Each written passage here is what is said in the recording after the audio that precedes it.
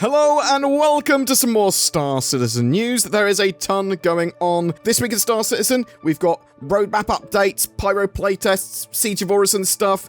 There's F8 insurance drama, which has been largely resolved now, but if you have an F8, you can get 120 months insurance on it if you've got less than that. Do you hate losing your valuable golden armor and gear? CIG have something up their sleeves. And Star Citizen Pipeline got some juicy information on Vulkan and Gen 12 renderer updates. This week in Star Citizen, later Tuesday, we've got a Galactopedia update. Some cool information there. Typically, you'll see some stuff on systems and planets and lots of other little bits. Eventually, all the Galactopedia will be sort of phased into the game in some form of like interactive star map or just lore database, stuff like that, or Galactopedia database.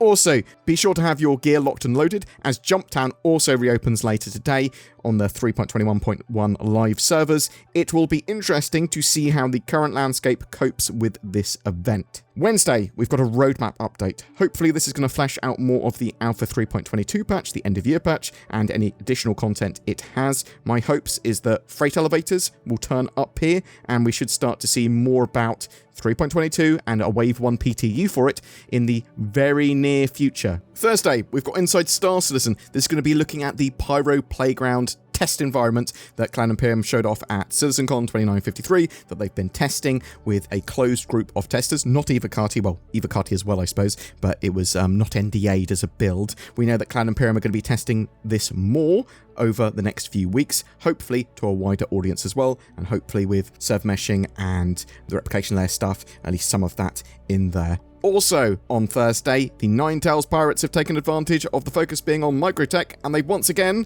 laid siege to Orison. Grab the priority mission to take on the Siege of Orison global event through the weekend in the 3.21.1 live build again. Really looking forward to that. Siege of Orison, hugely updated now. It is going to, hopefully, assuming the servers and the AI don't implode, and be pretty good fun. The best Siege of Orison yet. Potentially the best event they've ever run. That's what I'm hoping for here.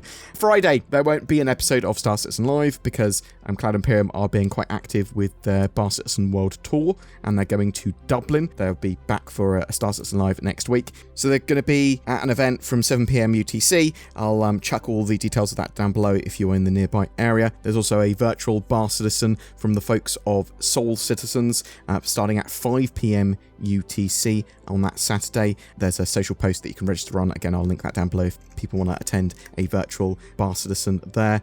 You still have until 8 PM UTC on the 30th of November to rent any of the ships that were at the IAE, and also, I suppose, buy ships and upgrades that you want. Also, each day, up to and including the 30th, at 4 PM UTC, there will be a new Warbond Daily Deal, so be sure to check out the website. I see Warbond Daily Deals is a better way of saying that, because there's 4 on at the moment, and yeah, a big range of ships here that you might be able to get a deal on. If you have spare store credit for some speculative ship upgrades and purchases, then things that are going to go up in value, in my opinion, the most, the Polaris, Merchantman, maybe the Odyssey, Perseus, Orion, things like that are what I'm going to be putting my spare store credit into. So I think I've got spare store credit. I've got multiple bounty merchantmans at the moment. One of the things I do that for is giveaways. So I try and grab ships when they're cheap. So I've bought a load of merchantmans ages ago, and eventually, when they're closer to being released, I'll have loads of giveaways with them, is the idea. That might be able to help other people out as well, just by, speculating with your spare store credit, hopefully, rather than real money. There was some F8 drama at the IAE. Basically, people that had a golden ticket could purchase the F8 if they hadn't already purchased one, again, during the IAE, but this one came with 120 months insurance rather than the 6 months that people that potentially had bought the F8 with previously. Now, I think if you had bought it with real money, it came with lifetime insurance, but if you had bought it with store credit or whatever, it came with only 6 months insurance. CIG put out another response about this. Quick follow-up to address those who had previously picked up an F8 with 6 months insurance, who are now looking to pick up the 120-month version. As previously messaged, if you reach out to our support team with this request, they will be happy to assist. I've noticed several F8 pilots expressing concern about the possibility of support not addressing their ticket before the IAE concludes. Good news, we've accounted for this, and as long as you reach out before the end of the IAE on the 30th at 8 PM UTC, the team will make sure you're taken care of.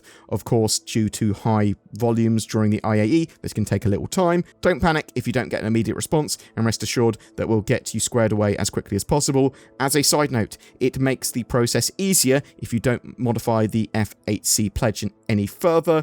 Thanks all, we'll see you in game. Also, I'd like to sort of add there, don't repeatedly message CIG about that. Just do it once. That's all you need to do. You'll be taken care of. They will sort you out. So if you've previously got yourself an F8 with sub 120 month insurance, then basically contact CIG support to get yourself the 120 month version that they offered at the IAE. I suppose this is only going to be relevant for people that got a golden ticket, bought an F8, and then went, hang on, there's 120 month insurance at the IAE, and I bought it early. I should get more, not less. Moving on.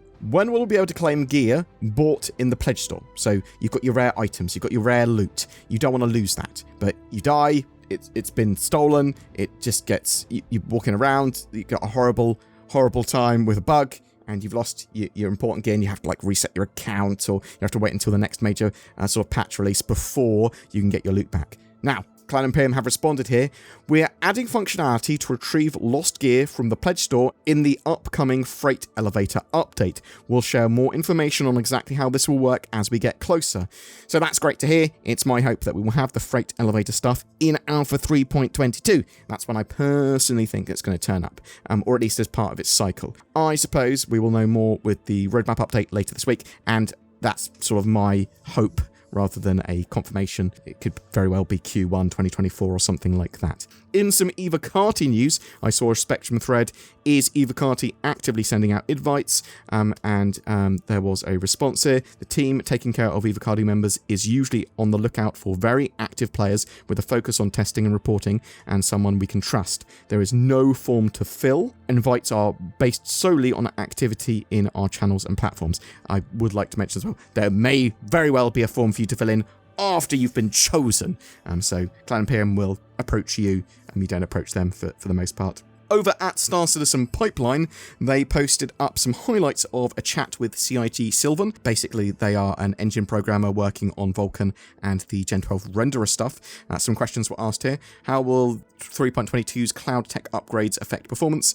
The new system in 3.22 uses temporal upscaling and quarter scale rendering, same technique as Microsoft Flight Simulator, which should improve efficiency and performance. Will the upgrade to Vulkan result in higher planet-side object density? This is actually not too related to Vulkan, but as performance improves, our artists will inevitably add more to the game. Scattering will be improved once the GPU scattering comes in. How will Vulkan affect performance in general? If you're CPU bound, it should be an improvement, not so much if you're GPU bound.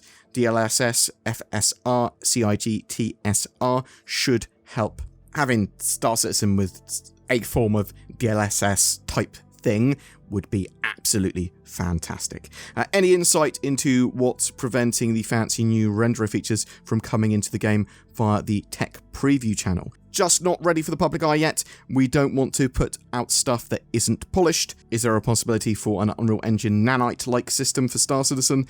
This will require a complete rework of all assets in the game. Don't expect it. Are there any plans to address planetary pop-in? No major plans at the moment, though the aforementioned GPU scattering should help. We'll also try to make sure that stuff fades in smoothly rather than popping into existence. Boom! That's it for your Star Citizen news and updates today. I am really interested to know, do you think we'll see a much more fuller integration of Vulkan in Alpha 3.22? It does sound like there's a lot more going on with that. Are you going to be purchasing anything from the IAE in the final days? Did you test any particular ships that you loved? Did you buy anything? Are you looking forward to Jumptown and the Siege of Orison over the next few days? Are you super excited by Alpha 3.22 and the content in there? Were you affected by the F8 insurance drama? I mean, it wasn't a drama, it was we got some extra stuff for it. Do you think we'll see the freight elevator by the end of the year? Whatever your thoughts and questions, I'd love to hear from you in the comments below. What is best in life? To crush your enemies? To see them driven before you? And to hear the lamentations of their women? No, of course not. It's NordVPN. I never saw Conan the Barbarian checking his bank balance and then watching some cool shows on Netflix, all while protecting his privacy and being super secure. To be honest, I can't even remember Conan wearing a shirt. Silly Conan. And now, a big old snake god's got your internet history. Good job. Don't be a Conan the Barbarian. Check out NordVPN. Links below for powerful discounts too. Do you like using your eye holes for extra immersion in Star Citizen and help aim and do some cool stuff? Well, you can with Tobii Eye Tracker 5, which is on sale at the moment. This gives you native high-precision head and eye tracking in Star Citizen. Very cool for general immersion, for combat both in ship or on foot. They are absolutely fantastic pieces of kit, and both Zin and I have one. Use the links below to grab one or to find out more. Every month we've been giving away a ship for Star Citizen, but for November, to celebrate the Intergalactic Aerospace Expo 2953, we are giving away a load of different ships, each to a different person. The Avenger Titan, the Drake Cutter, the C-8X Pisces, the Mustang Alpha, and the Nomad. All great starter ships, but also useful for any fleet. They all come with a game package and lifetime insurance. That's all you need to start playing Star Citizen. That's 5 prizes and 5 chances to win. Just comment on any of my videos made during November to be in for a chance of winning. I want to say a massive thank you to everyone that goes the extra mile in supporting the channel via Patreon or the join button under my videos and then becoming a channel member. Please consider joining those fabulous people as well. It allows us to make daily content for Star Citizen and Squadron 42, delving into all the news, drama, development info, and gameplay that these games have to offer. Thank you so much for watching, and I hope to see you in the verse.